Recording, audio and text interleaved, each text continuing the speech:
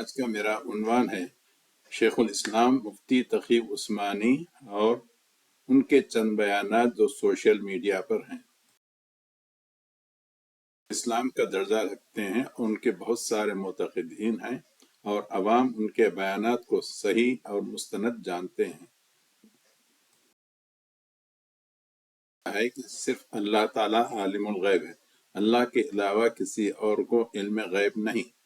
اگر ہم اللہ تعالیٰ کے علاوہ کسی اور کے لیے علم غیب کا عقیدہ رکھیں تو یہ شرک، بدعات اور خرافات کا دروازہ کھول دیتا ہے، یعنی فلڈ گیٹ ہے۔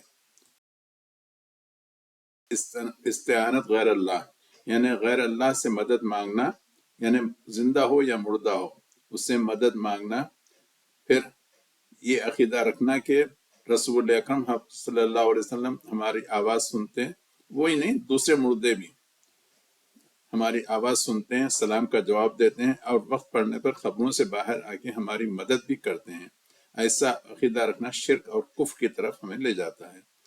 مفتی صاحب عوام کے عقائد کی اصلاح کرنے کے بجائے ایسے قصے کہانیاں بیان کیے ہیں جس سے جاہل عوام اور گمراہ ہو سکتی ہے۔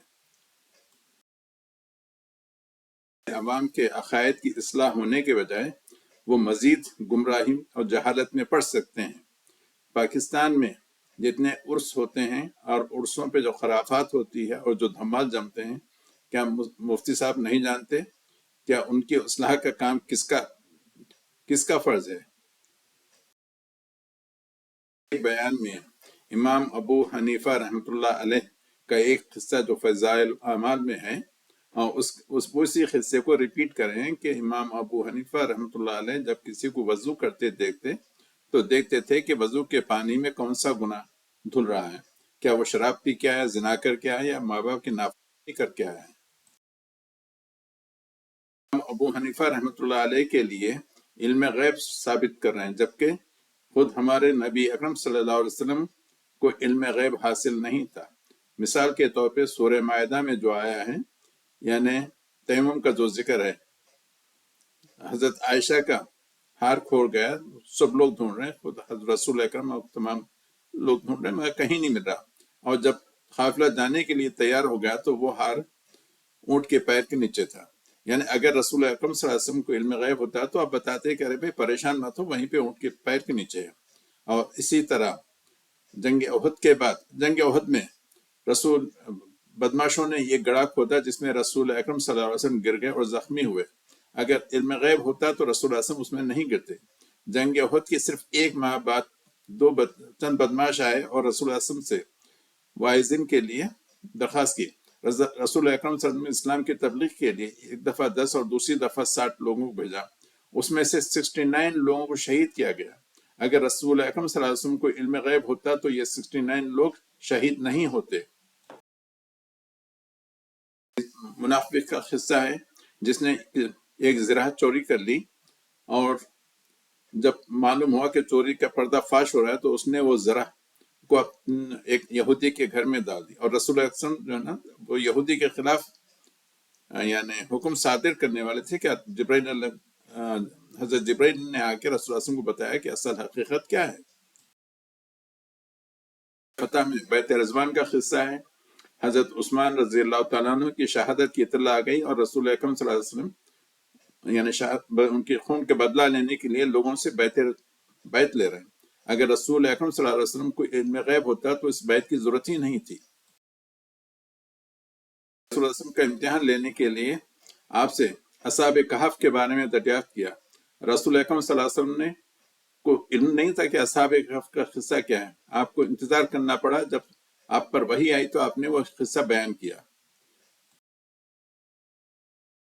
جو مفتی تقی عثمانی صاحب کا جو سوشل میڈیا پہ ہے وہ شیخ احمد رفائی کا ہے کہ جب وہ رسول اکرم صلی اللہ علیہ وسلم کے روز مبارک پہ آئے تو رسول اکرم صلی اللہ علیہ وسلم نے اپنا ہاتھ خبر میں سے نکالا جس کو شیخ رفائی نے بوسہ دیا۔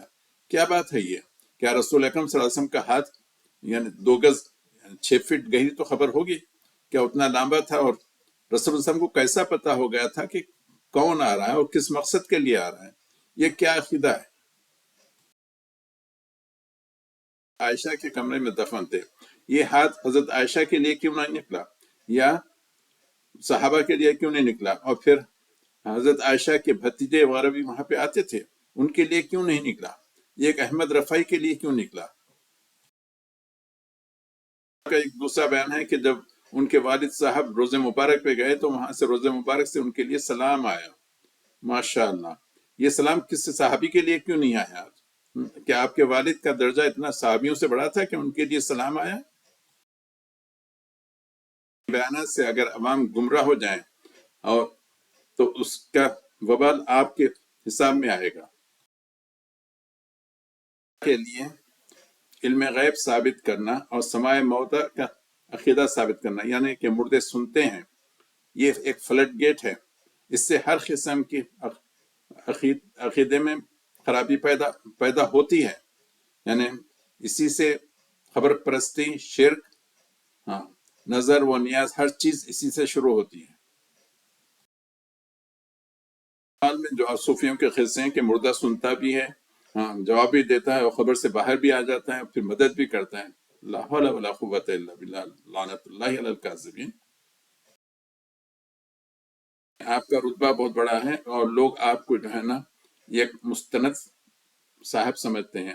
اگر آپ کے ان بیانات سے لوگ ان کو دلیل بنائیں اور خبروں پر جا کر زیارت کریں، خبروں سے واسطہ مانگیں، تو اس میں قصور کس کا ہے؟